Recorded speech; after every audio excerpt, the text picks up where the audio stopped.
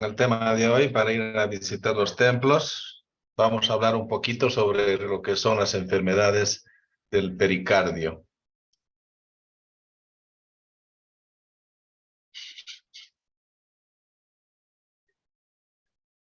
Este electrocardiograma seguramente también lo vamos a ver cuando hablemos del infarto agudo de miocardio. Para avanzar un poquito más rápido, decirles que la elevación del segmento ST no siempre es por infarto agudo de miocardio. Hay muchas otras situaciones en las cuales puede existir elevación del segmento ST. Es por eso que hay que ver al paciente en forma integral y no solamente un electrocardiograma. Este, por ejemplo, era un caso de una persona joven, estudiante de la Facultad de Medicina, creo que como de 24 años, hace casi ya, lo que veo aquí, casi 10 años, y acudió a un hospital por dolor en pecho y le hicieron este electrocardiograma. Entonces, si ustedes pueden observar, tiene elevación del segmento ST en D1, tiene elevación del ST en D2, tiene un poco de elevación en ABL, también en ABF, en V3, en V4, en V5 y en V6. Y un infradesnivel en V1. Entonces, al tener dolor en el pecho y tener este electrocardiograma, el paciente fue tratado como un infarto agudo de miocardio,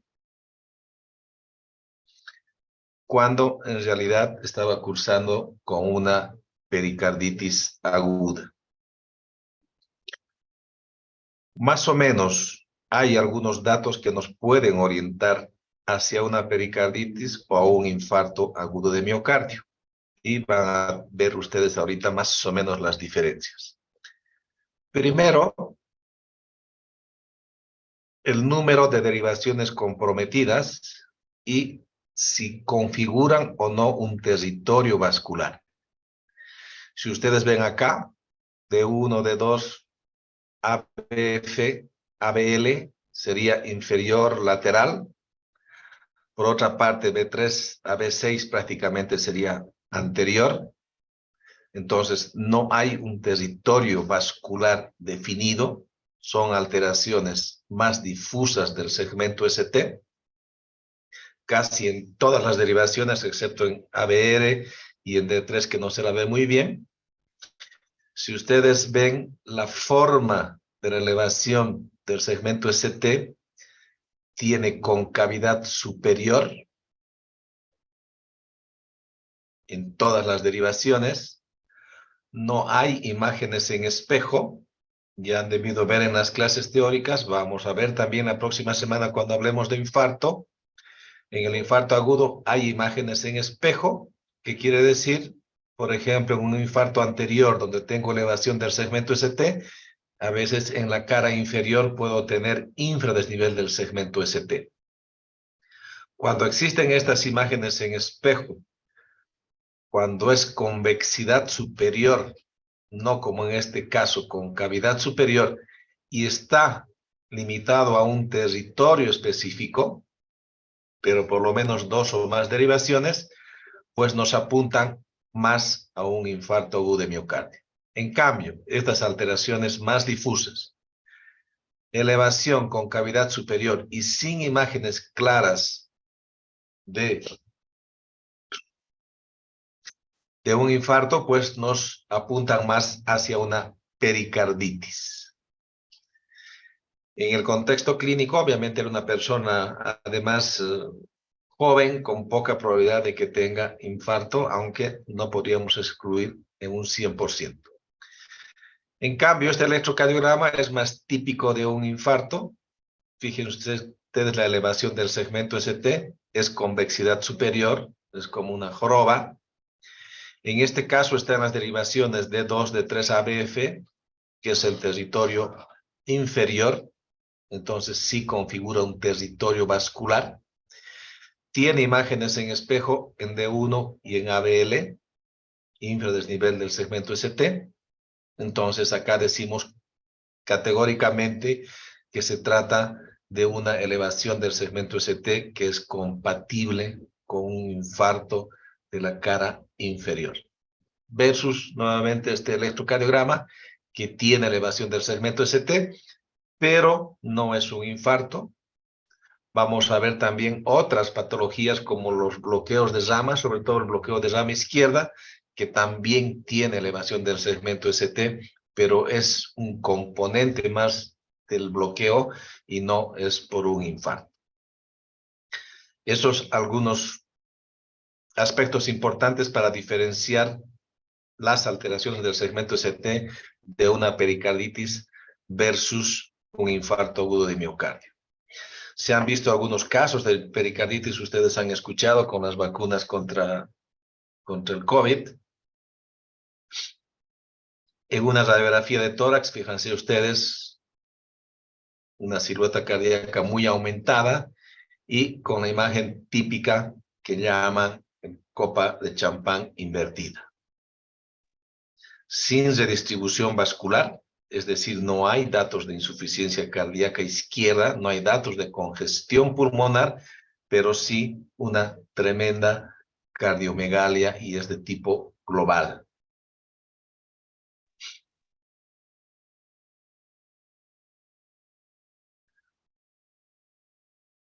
Esta radiografía muestra un derrame pericárdico y posterior a un drenaje que se hizo del derrame pericárdico.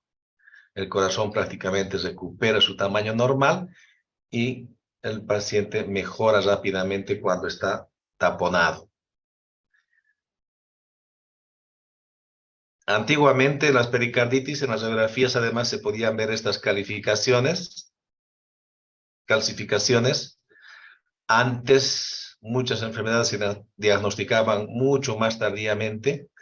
Hoy, gracias a métodos complementarios como la ecocardiografía y otros, hacemos diagnósticos más precoces. Pero cuando una pericarditis tiene una evolución ya prolongada, puede excepcionalmente verse, como en este caso, una calcificación en la mayor parte del pericardio. Recording in progress. El pericardio es muy importante, pero felizmente se puede vivir sin el pericardio. Hay a veces en forma congénita ausencia del pericardio y como vamos a ver en la pericarditis constrictiva sobre todo, muchas veces se retira la mayor parte del pericardio y es perfectamente compatible con la vida. Si bien puede tener predisposición mayor a infecciones, etcétera, pero se puede vivir sin el pericardio.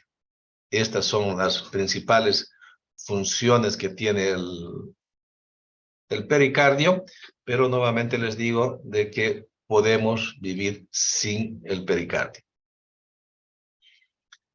Hay varias enfermedades que pueden afectar al pericardio.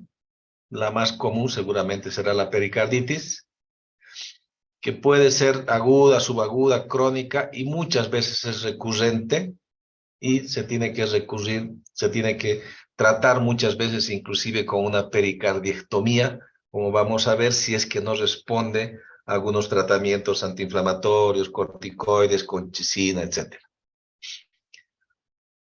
Puede presentarse como un derrame pericárdico, que en su forma más severa es un taponamiento cardíaco, que puede comprometer la vida del paciente. La pericarditis constrictiva y más rara vez algunos tumores que se localizan en el pericardio. Vamos a ver algunas de las enfermedades del pericardio, las más comunes, la pericarditis aguda. Como les digo, nuevamente se revisó un poquitito el tema a raíz de los casos que se presentó con la vacuna. Como todo proceso inflamatorio, pues va a tener algunas manifestaciones no específicas, pero frecuentes, como el dolor en el pecho, el frote pericárdico. Van a haber cambios electrocardiográficos, pero fíjense ustedes que no todas las personas van a tener cambios electrocardiográficos típicos como lo que hemos visto. Así que una vez más hay que ver en forma integral al paciente. En la ecocardiografía frecuentemente se puede ver derrame pericárdico y puede haber otras manifestaciones como la fiebre, la voz ronca, odinofagia, etc. El dolor torácico típicamente en la pericarditis se alivia en la posición sentada, inclinándose hacia adelante, porque en esa posición se estarían separando las hojas visceral y parietal del pericardio.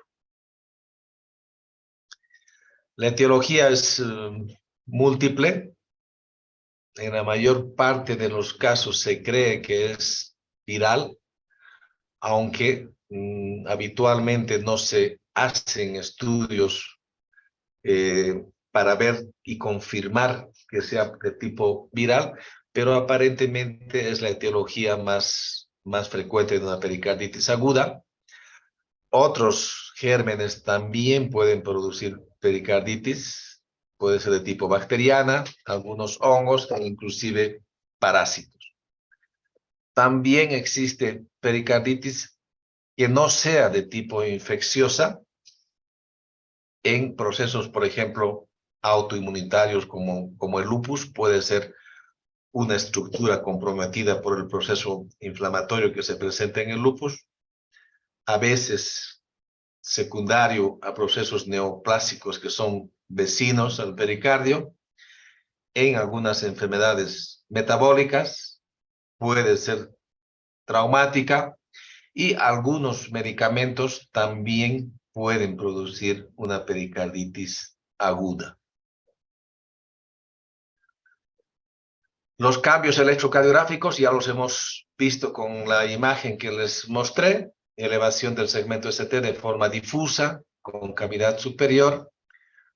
Un hallazgo que muchas veces no le tomamos la suficiente atención. Se menciona que la depresión del segmento PR es muy frecuente en casos de pericarditis. Pueden haber también alteraciones de la onda T, puede aplanarse o puede invertirse la onda T, pero a diferencia de lo que ocurre en el infarto, no se van a desarrollar ondas Q patológicas. Y la mayor parte de las veces se va a normalizar el segmento ST y la onda T una vez que pasa el proceso inflamatorio. En una radiografía de tórax va a depender si esta pericarditis está o no asociada a derrame.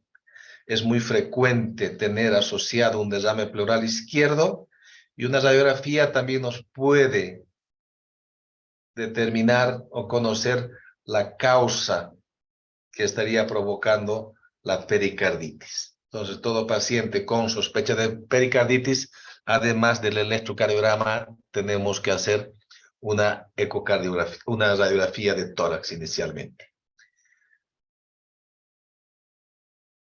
En el laboratorio no hay nada tampoco específico, datos de proceso inflamatorio cualquiera, y ya habíamos mencionado, en la ecocardiografía podemos tener un pequeño derrame pericárdico hasta un 60% de los casos.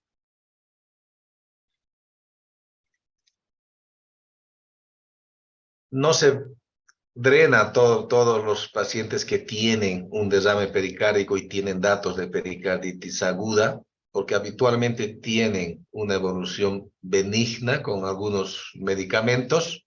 Entonces no justifica hacer un procedimiento intervencionista, salvo situaciones especiales. Si el paciente tiene pericarditis y además tiene derrame y está taponado, pues sí debemos hacer una pericardiocentesis, o ante la presencia de que sea una pericarditis de tipo purulenta, porque va a necesitar un drenaje, no se va a solucionar solamente con tratamiento antibiótico, y en estos casos plenamente está justificado hacer estos procedimientos. ¿Cómo se trata una pericarditis en la cual no estamos sospechando ninguna otra causa especial? No estamos sospechando que sea bacteriana, no estamos sospechando que sea secundaria a un proceso autoinmune, etcétera. y estábamos pensando que es lo más común, que es viral, pero que no lo podemos demostrar, pues el tratamiento en general es reposo los primeros días. Habitualmente, si está con fiebre, mucho malestar, se interna el paciente hasta que desaparece la fiebre y se dan antiinflamatorios como el ibuprofeno, la colchicina, que además de mejorar la respuesta con los medicamentos antiinflamatorios, también sirve para prevenir recurrencias de la pericarditis. Y como tercera opción de tratamiento farmacológico, recurrimos a los corticoides. Este es más o menos el esquema de tratamiento que proponen algunas guías. Esta es la guía española o europea de cardiología, que como mencionábamos habitualmente, como primera línea de tratamiento, pues será antiinflamatorios, aspirina, con colchicina, y si no cede, dosis bajas de corticoides. En caso de que hayan recurrencias, lo mismo, inicialmente hacemos tratamiento antiinflamatorio más colchicina, corticoides. Se pueden utilizar algunas otras medidas y excepcionalmente, si es que tienen nuevamente recurrencias, se puede finalmente terminar en una pericardiectomía. Es excepcional, es raro que se tenga que llevar eso. La colchicina en los últimos 10 años seguramente ha demostrado de que contribuye mucho al manejo de la pericarditis aguda, y en muchos casos, como ven, hay que combinar los tres fármacos prácticamente: antiinflamatorios, colchicina y corticoides. La mayor parte de las veces tiene una evolución autolimitada, se pasan en 2 a 3 semanas, pero con una recurrencia de 15 a 30%, y ya hemos visto qué se hace habitualmente en las recurrencias. Otra enfermedad que puede o no ser secundaria a una pericarditis aguda es el derrame pericárdico, que no es más que la acumulación anormal de líquido en el espacio pericárdico. Ustedes comprenderán que sí hay una pequeña cantidad de líquido para que permita justamente el movimiento del corazón, etcétera. No haya mucha fricción entre las capas. Hay una pequeña cantidad de líquido, pero que es mínima, 50, 100 ml. Y el derrame pericárdico puede tener muchas manifestaciones. A veces es un hallazgo casual cuando se pide una ecografía, por ejemplo, por alguna otra circunstancia, y nos encontramos que tiene un derrame pericárdico. Algunas personas pueden sentir una sensación desagradable de peso en el pecho. Si comprime algunas estructuras, puede dar disfagia, tos, falta de aire, disfonía. Los ruidos cardíacos pueden estar disminuidos de intensidad, y hay un signo que está descrito, que es la hipoventilación en la zona escapular izquierda, que estaría provocada justamente por la presencia del líquido pericárdico a ese nivel. Las causas de un derrame pericárdico, una mitad aproximadamente, no se logra definir cuál ha sido la causa del derrame pericárdico. Puede asociarse hasta un 25% a procesos neoplásicos. Puede ser secundario a infecciones. A veces, en forma iatrogénica, podemos provocar con algunos procedimientos que se hacen hoy en día, como la ablación que hemos hablado el otro día de la fibrilación auricular o de la taquisupra. A veces se puede provocar un derrame pericárdico, enfermedades de tejido conectivo que ya hemos visto, y la tuberculosis antiguamente seguramente era la causa más frecuente del derrame pericárdico que debe ser todavía en algunos lugares con alta prevalencia. Esta placa ya la hemos visto en una radiografía de tórax, lo que se ve en un derrame pericárdico, un agrandamiento de la silueta cardíaca en forma global, que a diferencia de la falla cardíaca izquierda no hay redistribución vascular, es decir, no hay datos de congestión vascular. Hay que recordar que para que exista un agrandamiento visible en una radiografía de tórax, debería acumularse por lo menos 250 ml de líquido. Cantidades menores a esa no van a provocar un aumento de la silueta cardíaca en la radiografía.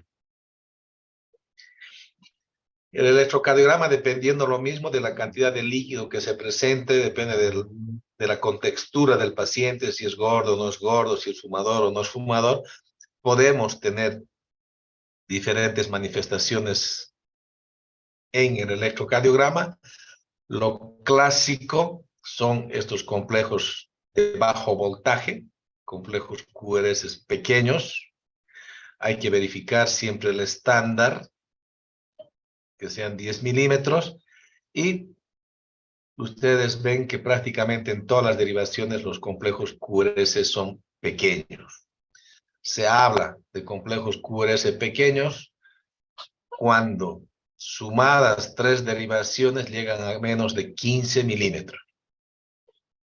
En este caso, pues no llegan ni a 10 entre 3 derivaciones, así que cumple el criterio de decir QRS pequeño.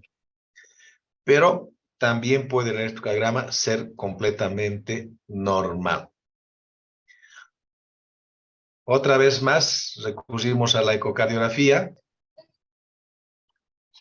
que nos permite, en cierta forma, cuantificar el líquido, cuánto de derrame tiene, y para fines prácticos prácticamente se mide el derrame pericárdico, cuánto es. Cuando es menos de 10 milímetros, habitualmente se dice que es derrame pericárdico leve. Si está entre 10 a 20 es moderado, y más de 20 milímetros que ocupe el derrame pericárdico es un derrame severo. Además, la ecocardiografía nos permite ver qué repercusión hemodinámica está produciendo. A veces pequeños derrames producen taponamiento cardíaco y depende mucho de la evolución de cuán rápido se ha acumulado el líquido. Cuando se acumula rápidamente, pequeñas cantidades son suficientes para comprimir las estructuras cardíacas, inicialmente del lado derecho, que tiene menos presión. Se comprime la aurícula derecha primero porque tiene menos presión, después se comprime el ventrículo derecho y finalmente en algunos casos pueden también comprometerse las cavidades izquierdas. Pero lo clásico en el derrame pericárdico es compresión de las cavidades derechas, que es lo que nos permite valorar también la ecocardiografía. Justamente, cuando hay una compresión importante de la aurícula derecha y ventrículo derecho, va a producir lo que se llama un taponamiento pericárdico. Esta compresión impide prácticamente el llenado de sangre hacia estas cavidades y obviamente también va a disminuir el llenado hacia el lado izquierdo, la presión va a bajar y el paciente puede entrar en shock. Las manifestaciones clínicas típicas de un taponamiento cardíaco son distensión de las yugulares, el paciente está hipotenso, con los ruidos cardíacos disminuidos en intensidad y puede existir el pulso paradójico. La radiografía de tórax, nuevamente, este paciente sí tenía un taponamiento pericárdico. Se habla de alternancia eléctrica como un hallazgo en el electrocardiograma del taponamiento cardíaco Y la alternancia eléctrica no es más que la variación en la amplitud de los complejos QRS.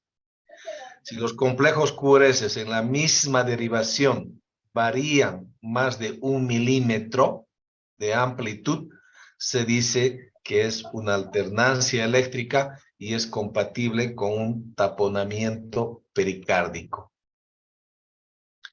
Ustedes ven en esta imagen claramente, este es el derrame pericárdico en el lado derecho y está colapsando prácticamente tanto la aurícula derecha como el ventrículo derecho y se quedan prácticamente sin una cavidad estas estructuras, por tanto baja en forma muy importante el gasto cardíaco.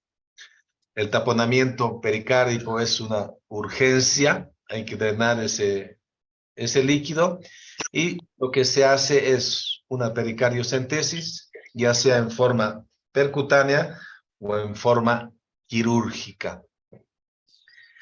La forma percutánea obviamente tiene menos morbilidad habitualmente, es lo que inicialmente se hace, salvo algunas situaciones especiales que se recurre directamente a una pericardiocentesis quirúrgica.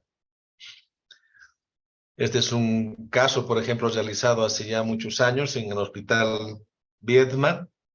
Esta es una punción pericárdica, una pericardiocentesis hecha por vía subsifoidea.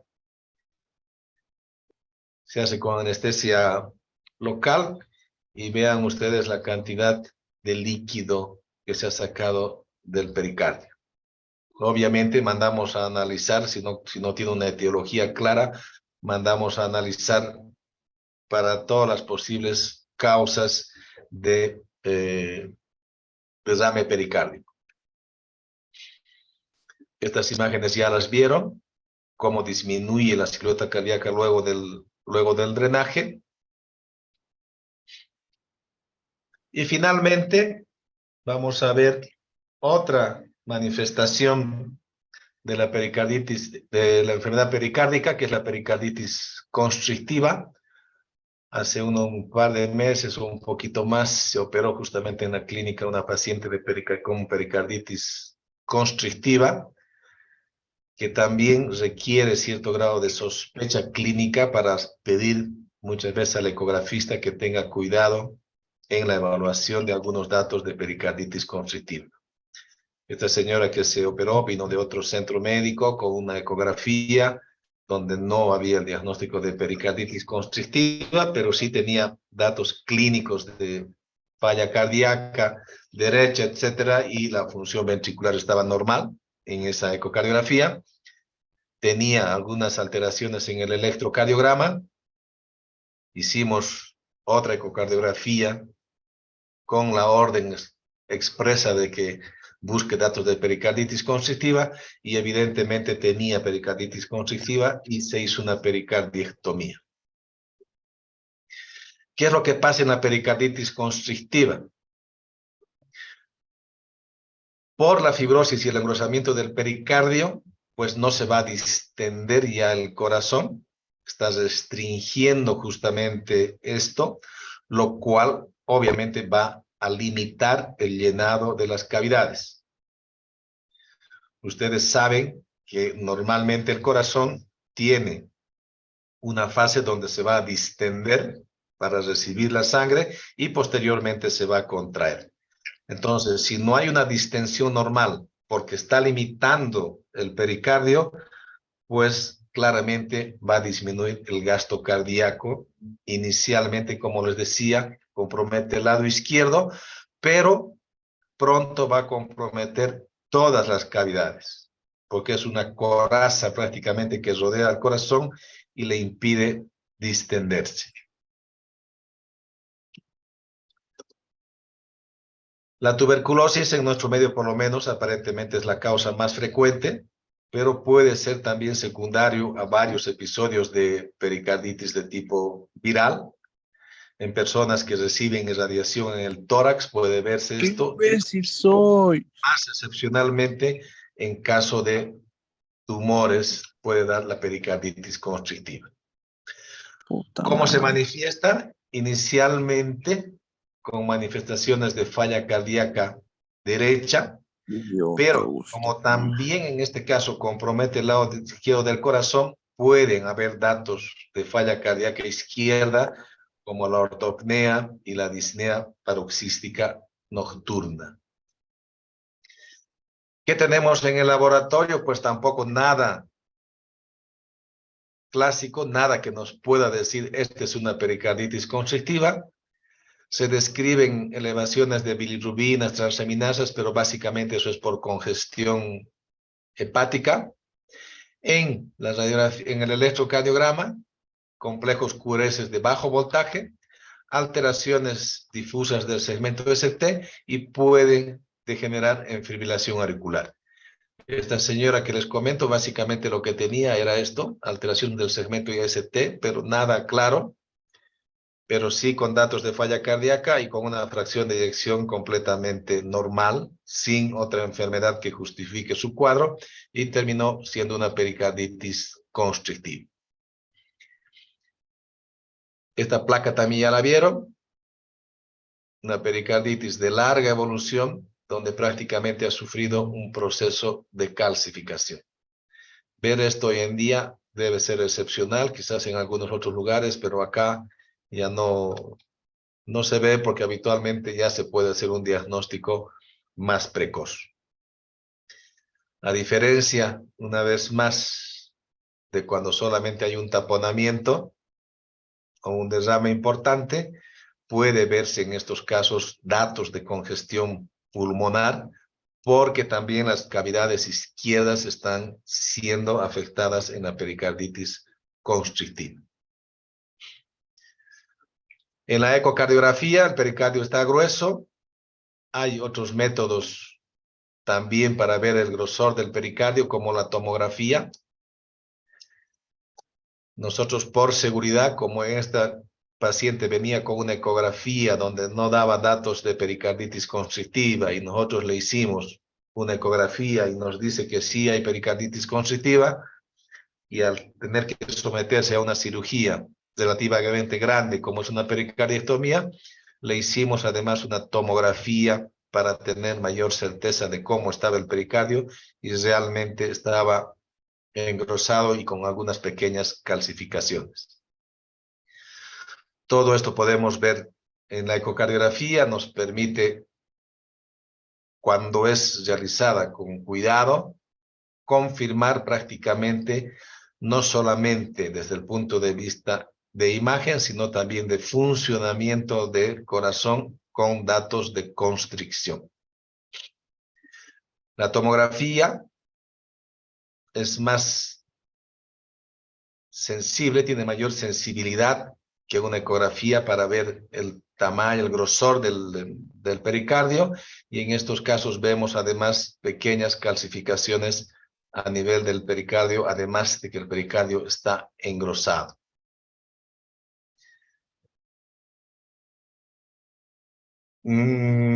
Estaría indicado teóricamente hacer un cateterismo cardíaco derecho, pero en la práctica clínica creo que en la mayor parte de los casos, salvo situaciones especiales donde existe duda, se hace un cateterismo cardíaco para medir directamente las diferentes presiones en las diferentes cavidades del corazón, donde el dato clásico típico es que las presiones diastólicas prácticamente se igualan en todas las cavidades. Ese es un dato de pericarditis constrictiva. No hay un tratamiento efectivo de una pericarditis constrictiva. Tienen mucha congestión, estos pacientes están con hepatomegalia, edema, etcétera, pero a diferencia de lo que sucede en la falla cardíaca del lado izquierdo, donde podemos utilizar IECAS y otros medicamentos, acá no nos sirve. Lo único que podemos recurrir es diuréticos, también con precaución, y el tratamiento definitivo es retirar ese pericardio, porque eso no va a mejorar con ningún antiinflamatorio ni corticoides. Entonces se hace una pericardiectomía, los cirujanos retiran la mayor cantidad posible del pericardio para que de esa manera el corazón pueda volver a distenderse. Ya hemos hablado de que el pericardio es muy importante, pero no es indispensable para la vida, así que no hay problema con retirar la mayor parte del pericardio. Si tienen alguna pregunta, jóvenes.